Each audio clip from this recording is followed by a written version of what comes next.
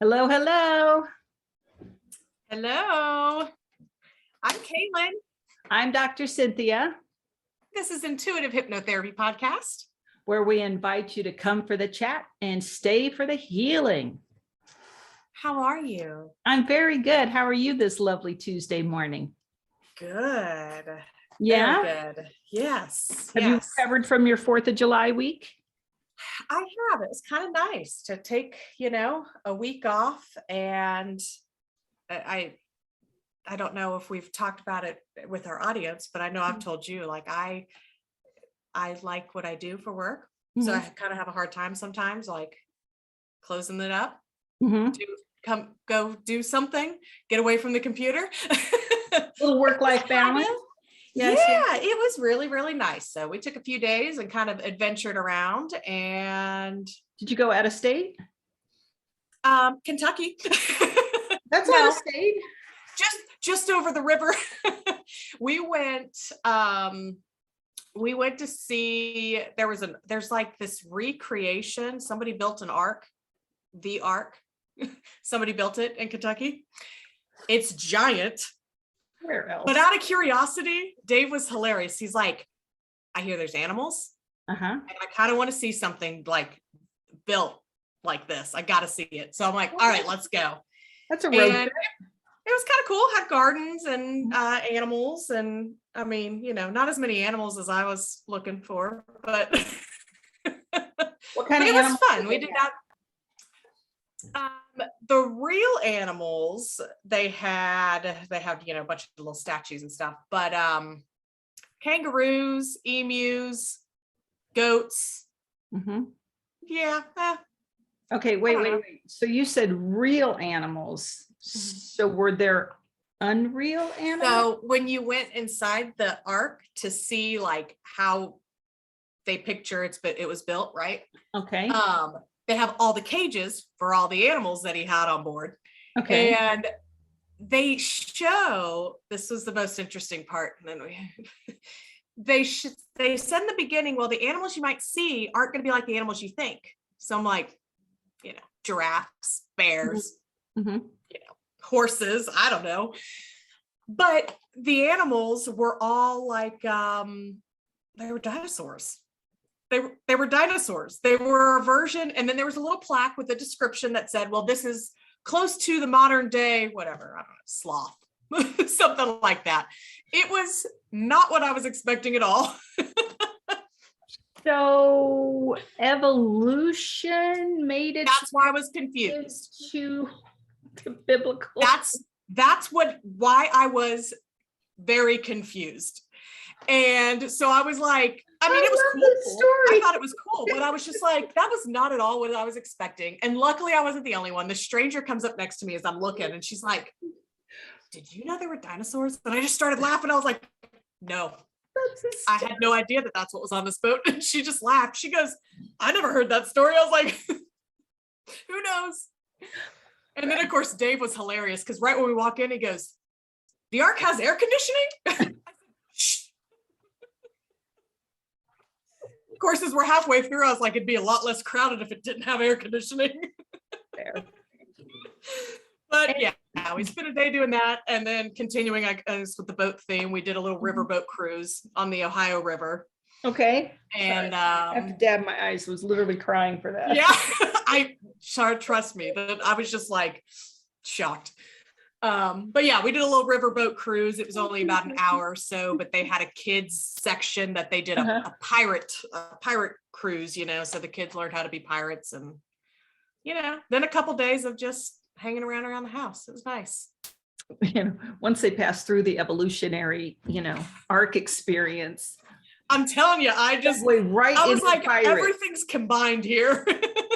That is one hell of a stream of consciousness. It was weird. I can't. What? And little baby Laura didn't have a song made up for that?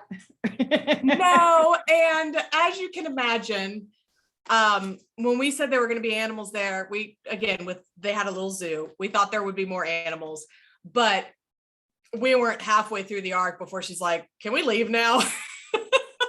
Damn. Because it's a lot of reading. It just wasn't exactly what we expected, I guess. We expected more Yeah. interactive stuff. Like not So even a petting zoo? goats. Oh, I mean, I Yeah. love the goats. Yeah, Goats no, are me my too. Goats are absolute fun. Yeah. But yeah, favorite. it was, yeah, I thought there might be some, I don't know. I mean, it was still fun. It was kind of nice to, just go do something new at least. Would it be on our list to do again? Probably not. Boxes checked. Yeah. Exactly. We could say we went to see it. What about you? How was your week? Was it just a normal week or is it a shorter week? Nothing's normal in my life. You know Really? that. I know. Right when I said it. But it's about looking at everything with a sense of levity. And my friend Mark is the one who turned me on to the phrase first world problems. So, my apartment we're having the third flood in 6 months in my apartment. So good. And who needs a heater in the summer when you've got 2 dry ease machines running? Oh my God. So my apartment is like 78 degrees in the middle of the night. Oh no. That's the worst. When It's too hot to sleep. It's too hot. And that's with the windows open and fans going. And so, it's supposed to prevent mold and then they've got some repairs to do. So it is what it is, right? Could be worse. Could be worse.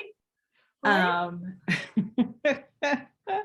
So we're doing some of that. I'm moving some things around the office because beginning of next month, we'll have a new acupuncturist here in my office. So that'll be a fun. little space share situation, somebody else's energy, their chi. Yeah. And so I've got to move some stuff around to make preparation for her. And I'm very, very excited about that. She is an awesome person. And one of these days we might get her to share some of her wisdom on the old podcast. Oh, that'd be fun. Yeah. Yes. And so, yeah, stuff like that. And as we mentioned before, in the 4th of July, people are still blowing off fireworks. How about you? So many. Somebody put a post on Facebook. I should have sent it to you. It said, I can't believe people are still shooting off fireworks. It's not the 4th of July anymore. They almost caught my Christmas decorations on fire. I was like, oh, okay, that's good.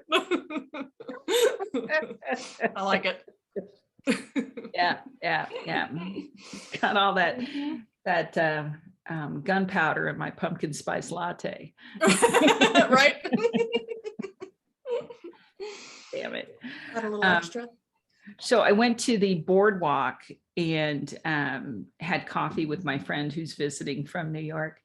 And it was so packed.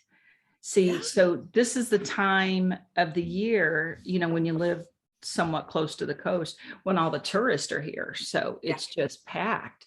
Whereas after Labor Day, so Memorial Day to Labor Day, mostly you just try to avoid.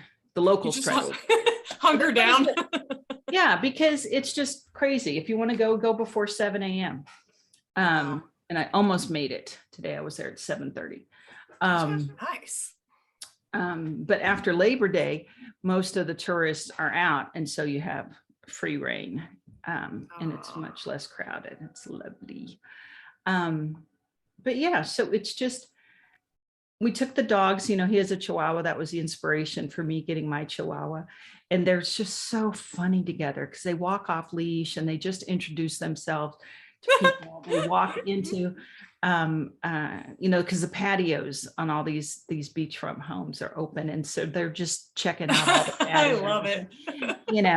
Introducing themselves, and kids want to come up and pet them. And so it was great. And then they play and ran in the sand and it's just so sweet. And so when we got back to the office, I was cuddling with Trixie and petting her, and I was like, "Oh, you smell like the ocean." I love that. Mm-hmm. Yep. that salty air kind of smell. It's great. I don't know that she cares, but you know, different sights and sounds and different things to, you know, stimulate her and, you know, get her curious. So that was fun. But then have to hunker back down, get back to work because I have stuff to do. And I found myself, you know, doing all this stuff and things like this, but I was finding myself using sort of the changes in the office and whatnot as a way to avoid writing this last report. I've gotten most of it done. It's the fine touches, the nuances. I'm a Virgo, so I need to dot all the I's and cross all the T's and whatnot. And I try not to be too hard on myself, but I'm like, why do I still do this? Why do I avoid doing things that I know are going to generate money, that I know bring me happiness? And I know that once they're off my to-do list, I have more free time. Right. I'm famous for it. I have, you know, and I'm not lazy, but there's definitely a procrastination, avoidance issue in there. And so I wanted to talk about that a little bit and do a little healing about leaning into those things. I don't know, in some extreme cases, we might call it self-sabotage. We might call it, you know, staying stuck and not, you know, reaching into our greatness or into our success or spinning our wheels or 100 other iterations. So have you ever had any instances where you were like, I know I could do this and it would be awesome, but I'm not gonna? Right. Yeah. So some of my, I mean, I do it way too much. And it's one of those, like, eventually things get done. But why did I put it off for so long? Because I'm just like, you know, job changes, you know, when you know it's time, you know it's time. But is it so bad? Is it, I mean, I'd probably be maybe a little bit longer, maybe a little bit longer doing this. And then once you finally make like that change and you just do it, you're like, I'm so much happier. And I could have been so much happier, you know, months ago. Or, I mean, perfect example. Last week, us having some time off. One of the things I wanted to do, which doesn't sound fun at all, but get this house cleaned up. Because I know I feel so good when I've got a clean house. So good. It's feng shui. Right. But I'm like, well, you know, the sun's shining and, you know, I should go. I've got all these, I don't know if I told you, I have all these volunteer tomatoes that have popped up everywhere that I did not plant. Did I tell you this? Volunteer tomatoes? I just call them that because I didn't plant them. But I moved dirt from my tomato patch last year and filled it into some of my garden beds. Okay. Did not even think about it. Didn't cross my mind. All of a sudden I see baby tomato plants popping up everywhere. Because when I moved that dirt, probably at the end of last year, I probably had a few tomatoes that I just let do whatever. So I've got all these volunteer plants. So in my head, I'm like, well, I don't want them to go to waste. I want to, like, you know, I'm going to sound like a nut. I want to make sure that they have a good growing environment. Did you transplant them anywhere? Well, that's what I'm going to do. And I've started doing it, but that's exactly what I'm doing when I'm in the house. I'm like, gosh, should really clean up in here. But the sun's out and, you know, I'll go out there and do that. And then I come back in and, you know, I still got to look at the mess. And once I clean it up, I'd be better. I don't know why. I do taxes. I wait until the very last minute to do my taxes. Oh, you're not. Oh my gosh. I wait till the last minute. Is it going to make a difference? No. No. It's not going to make any difference whether I did it, you know, at the beginning of the spring or wait until the last minute. So why just torture myself every day in my head? I'm like, I need to do this. And that's all I think about. And then So yes, you asked, I have many examples of those things that I do that just, once you take care of it, you're going to feel so much better, and it's good for you. And well, sometimes we avoid change because we're comfortable with what's familiar. Yeah. Right. Even if the familiar isn't healthy, like an unhealthy relationship, whether that's with an individual or a job or with food or with an activity, right? But it's what we know, right? So there's comfort in familiarity. The other part, I think, is we look at the grandiosity of the job and it's just overwhelming. Yes. Right. We have to clean the house. If you clean the house, that's exhausting. If you clean the coffee table, yes, a little more manageable. Yeah. Right. But it's hard for us to do that because we see, the socks on the coffee table that need to go upstairs to the bedroom. And then we see that the bed needs to be made, or the, yes, the shirt needs to be ironed, or so it's hard, which is why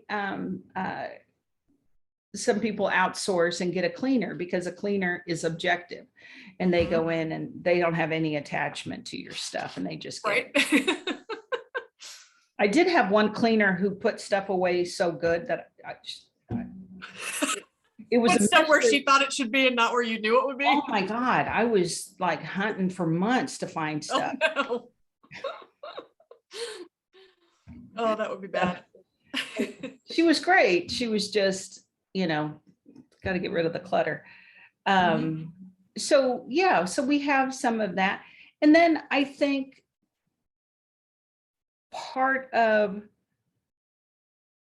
not doing something that we know is good for us, whether it's eating a healthier diet or getting up and exercising, or reaching out and saying hey to a friend that you haven't talked to in a while, or swiping right on a cute guy or cute gal, is because it's fearful, right? And what if we fail, or what if we get rejected, or what if it hurts, or what if, and I don't know why it's human nature to do the shitty what ifs instead of the positive what ifs.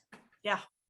I don't know if that's nature or nurture, or if we're just ingrained to, spiral in the negative. Yeah. But maybe in this healing, in this hypnosis session we're going to do, maybe we can do a little reprogramming and start to spiral in the positive, have a positive attachment, a positive association to things that are challenging or scary or different or new. What if he or she said yes when you swiped right? What if by answering this email, you get the job, or you get the promotion? I had an opportunity to get a scholarship to UMKC, University of Missouri, Kansas City. And one of my professors even wrote a letter of recommendation. And I was so shell-shocked, and I don't remember what about it, but I just could not submit the application for free school. I was just, I had nobody in my corner to go, yes, you can do it. You've got this. I'll help you. I'll hold your hand. I didn't know how to take that first step. I didn't know how to get to the table and put pen to paper and make this work. And this is, before the interwebs and, computers in our pockets and whatnot. And so in that case, having somebody go, yes, I'm with you, I can do this with you, I can help you. But sometimes we don't have that person. So we have to self-generate that support, or build into our own DNA that we are good enough, that we are worthy, that, why not? right? It is a little bit of that reprogramming, because like you said, do you think you were afraid of not getting it? Getting that letter that you didn't get it, or yeah, a little bit of that, a little bit of, yeah, you needed a cheerleader. Yeah. What's the worst that could happen? They say no. Right. I know. So, and being okay with the no's, being okay with the rejections, because a rejection is a rejection of a thing. It's not a rejection of you. That's a great way to look at it. Even in dating, it's just, this is not a match, I think we said last week or 2 weeks ago, I quote Garth Brooks all the time. Thank God for unanswered prayers. Yes. Man, that is such a good one. So I don't know, what are we going to call this? The art and science of self-sabotage. Yes. That's exactly what we're doing. Fear, self-imposed obstacles to our own greatness. Yep. Yikes. Yikes. Start with yikes. So for some of you who are listening to this and decided that this made a definite dark turn, wait, don't go. It is, yes, but it is serious in a way that we can look at this, we can get neutral, and we can heal some of this. So it's a little more in the DFM category. Did I ever tell you what DFM is? No. DFM is a psychic term for it doesn't fucking matter. Oh. It doesn't fucking matter. If you big picture it, yeah. If the guy doesn't call you back, it doesn't fucking matter, right? If you don't get the job, if you don't get the scholarship, if you don't clean the whole house, in one day, it doesn't fucking matter. Right? And we're big picturing it. People are like, well, I'll lose this contract. It doesn't fucking matter. You'll get a new contract. This or something better is coming to me now. So having a little DFM, I like that, is a great tool. And the other one, and I actually work with clients with this, is the concept of imagining the worst possible outcome and then improving upon it. Right? What would happen if you didn't clean your house? Right. What if it turned into an absolute hoarder situation? Right? Yeah. Dead rats smushed in between stacks of old newspapers. Yeah.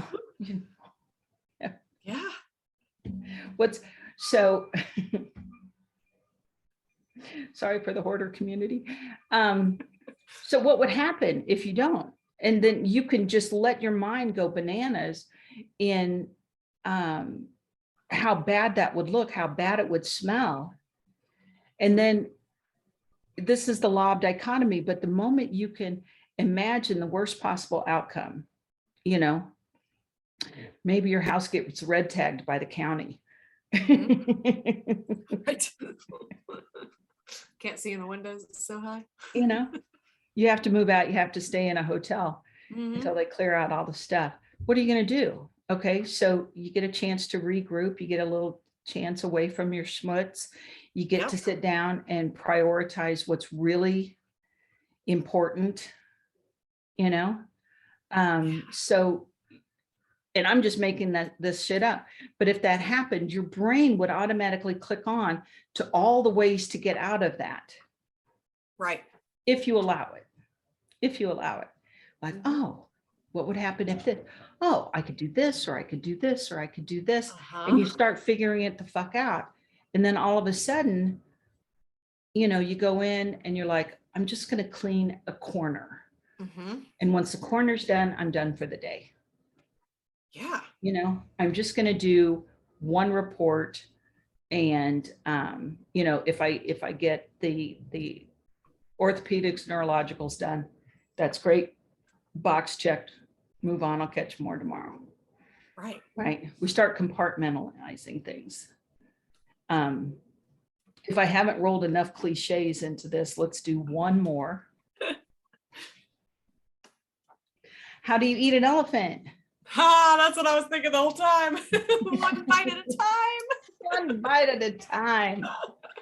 Start at the tail or the trunk, who cares? Yep. One Right? bite at a time. Yeah. One bite at a time. So let's get here. Let's jump in. I'm ready. So wherever you are, please don't be driving. Turn this off now. If you're operating heavy machinery, and just find a comfortable place to sit or lie down.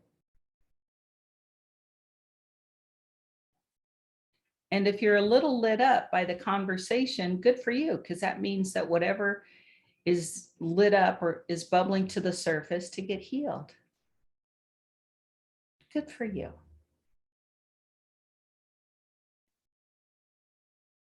So take a deep breath and just get here.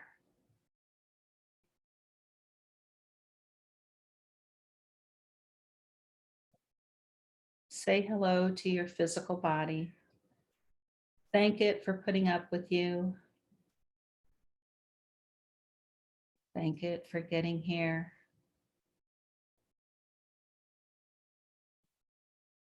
Take a big deep breath and let it go. And continue that cadence, continue that series of breaths, gently in and gently out. Perhaps it's on a 2 count. Breathe in for 2. Breathe out for 2. And with every natural breath, allow your body to relax. Allow your body to get comfortable where you are.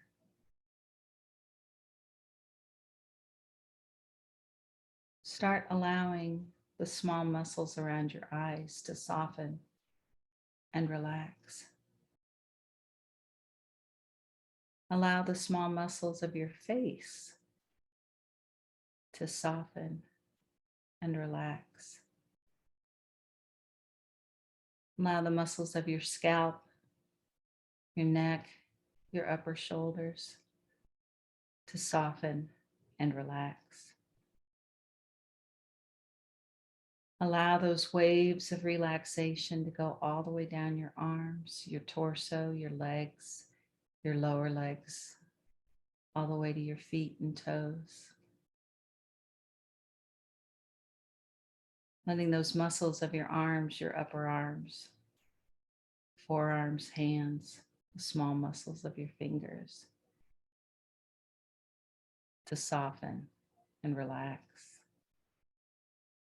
Allowing those muscles to get heavy and limp where they rest.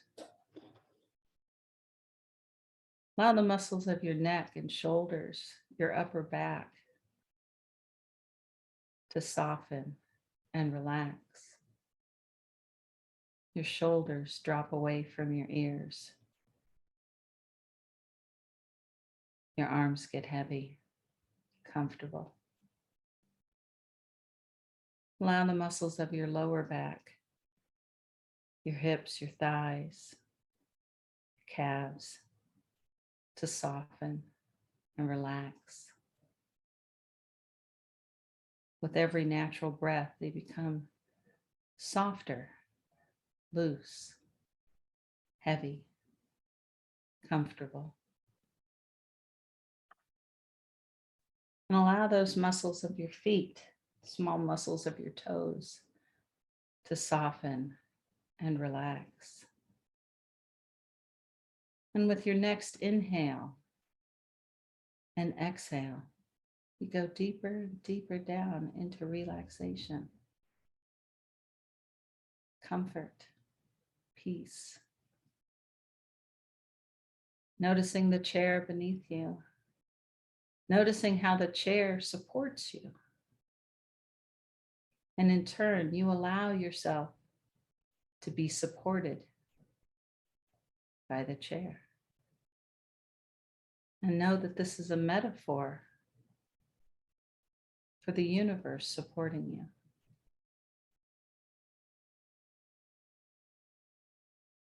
And with the next breath, you're going to go as much as 10 times more relaxed, comfortable, soft, sinking into the chair, deeper down, deeper down, deeper down. And with every natural breath, you go more into this relaxed state, anticipating getting into what we call the resource state of your subconscious mind. We're going to count backwards from 5 to 1. We'll get to 1. We'll be all the way down into your resource state, your subconscious mind. 5, breathing in, breathing out, softening, soothing, relaxing. 4 to 3, deeper down, comfortable, safe, relaxed. 3 to 2, down, down, down. 2 to 1, all the way down, relaxed. And in this deep resource state, allow yourself to shift ever so slightly where you're sitting, comfortable, relaxed, safe, supported. And with your next breath, put your attention behind your eyes and in between your temples. This is your center of head space, your 6th chakra. This is where you can look at information from a place of neutrality. So be in the center of your head. And next, imagine your bubble around you in all directions. 3 feet in front of you, 3 feet to either side, 3 feet in front of you, behind you, over your head, and under your feet, and connecting into the grounding cord. Your grounding cord is a tube of light that connects from the base of your spine to the center of the earth. So this cord connects you through your chair, through the floor, through the floors of the building you're in, through the ground, through all the layers of the earth, to the center of the earth. And the center of the earth we imagine is a lawn or a meadow. And see that tube of light grounding into that lawn, tethering you, giving you additional support. It also acts as a garbage chute. So anything you're ready to let go of, you can simply send it down your garbage chute, your grounding cord, down to the center of the earth where it will be recycled into neutral. With your next breath, go deeper and deeper into relaxation.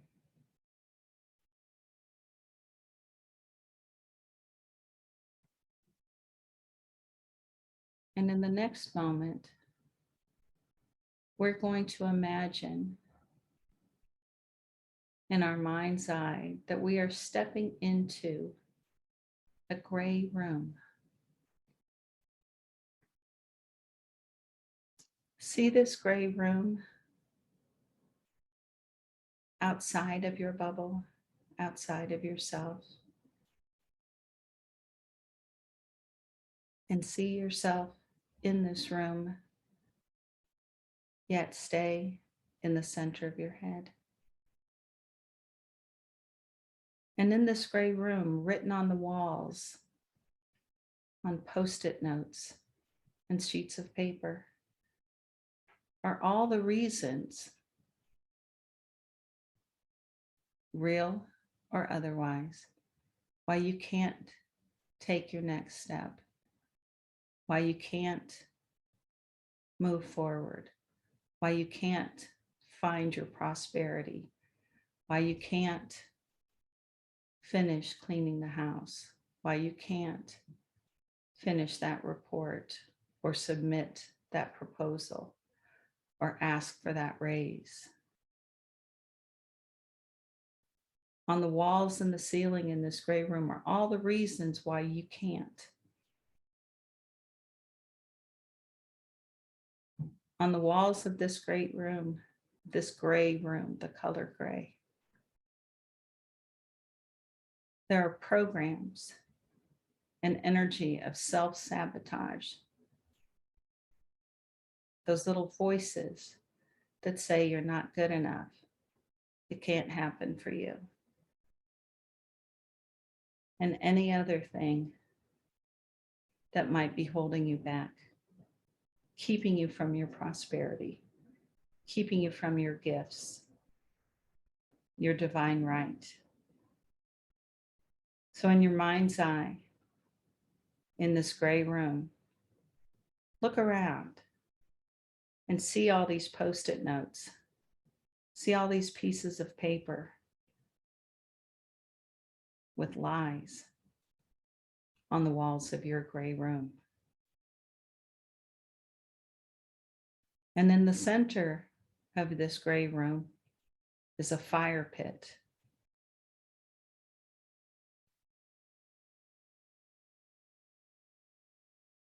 And if you look closely at this fire pit, you know that the flame is not huge, but it's very powerful. It's strong, it's purifying.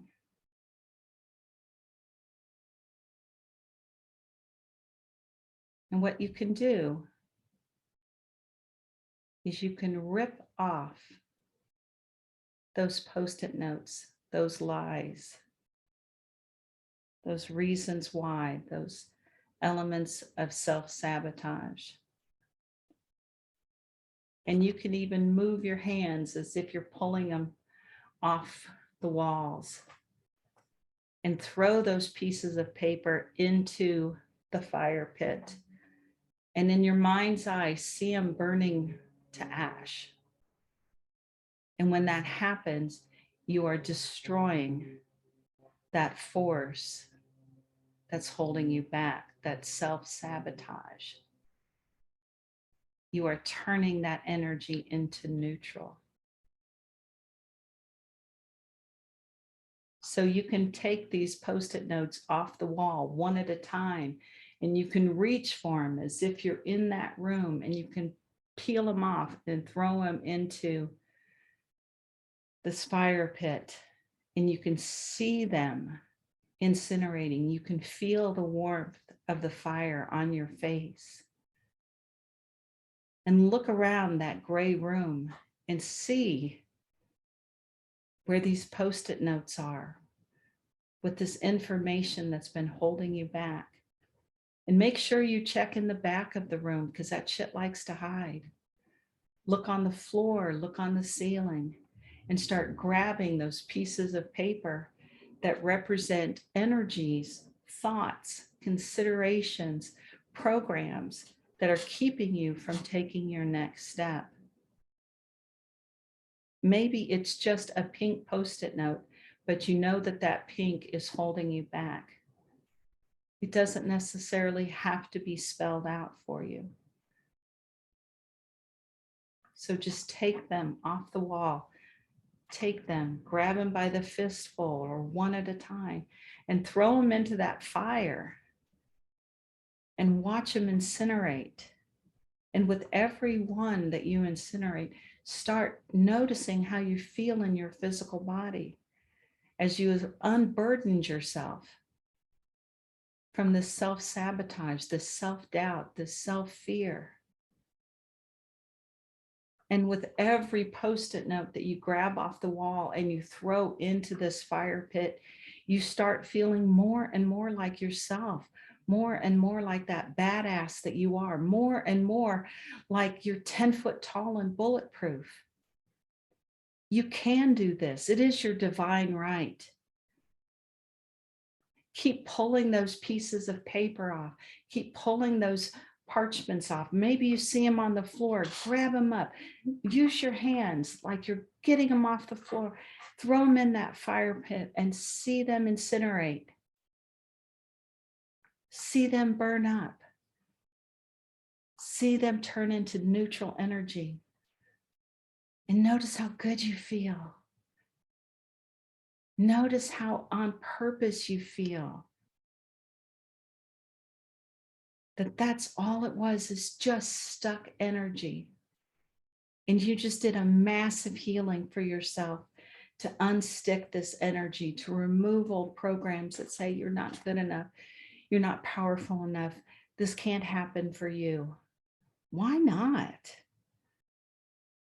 Somebody is buying a winning lottery ticket today. Why not you? Somebody is getting married today. Why not you? Somebody is falling in love today. Why not you? Somebody's getting their prayers answered today. Why not you? Somebody's getting their body healed today. Why not you? This can happen for you, whatever your heart desires. So if you're looking around the gray room and you still see pieces of paper on the walls, gather them up and put them in that fire. Look around your gray room till all the pieces of paper that are keeping you stuck, that represent energies that are holding you back, self-sabotage, self-fear, self-doubt. Clean it all off.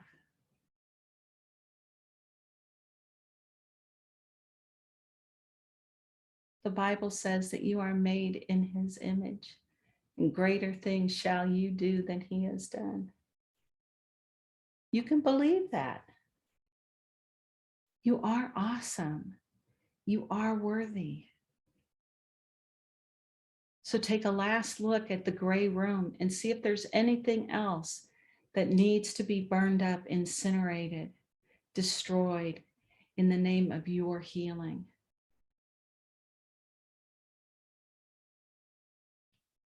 And when you have it just the way you like it, go ahead and let that gray room disappear. Let the fire pit disappear.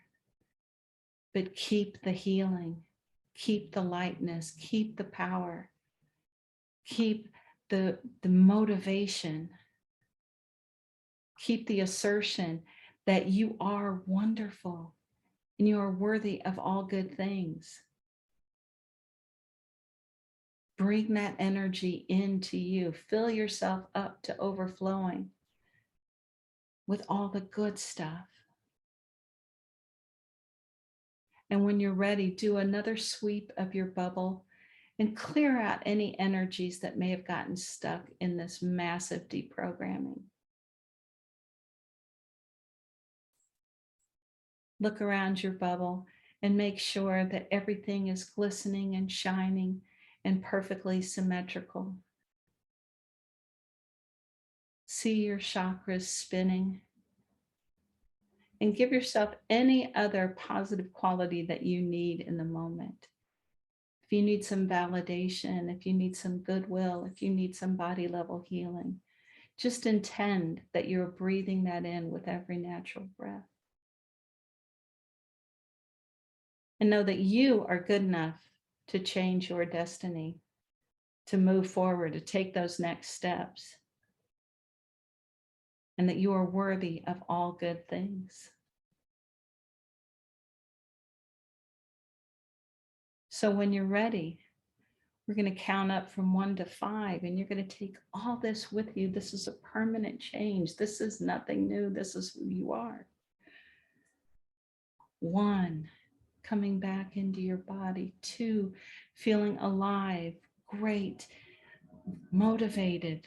3, feeling energized, like you've had the best sleep of your life. 4, feeling enthusiastic, like you're ready to go take on the day.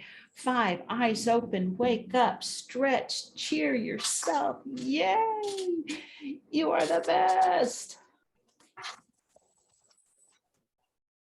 Thank How you. are you? Good. Very good. You had your eyes closed and I was doing this like in the grave. Yeah. I'll come back to it. You'll see it on YouTube.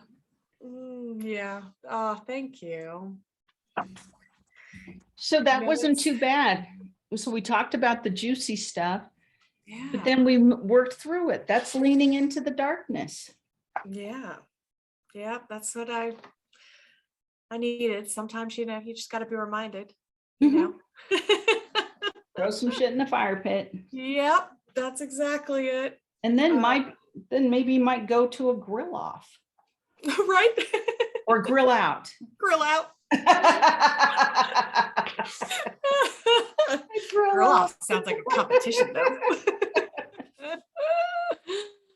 Oh, I love it. That's Thank good. you so much. Yes, thank you.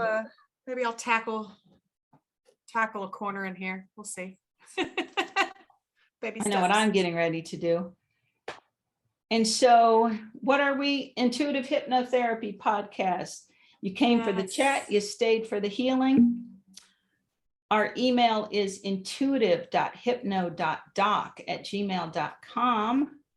Please like and subscribe, share with your friends, reach out to us, let us know if you have a suggestion or a wish for a show that you want us to do. Give us some ideas. I'll make sure I put that email in the show notes too, so it'll be easy to click on. And yeah.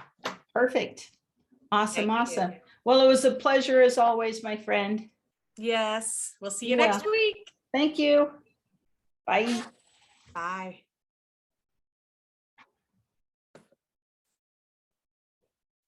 Ending it for all.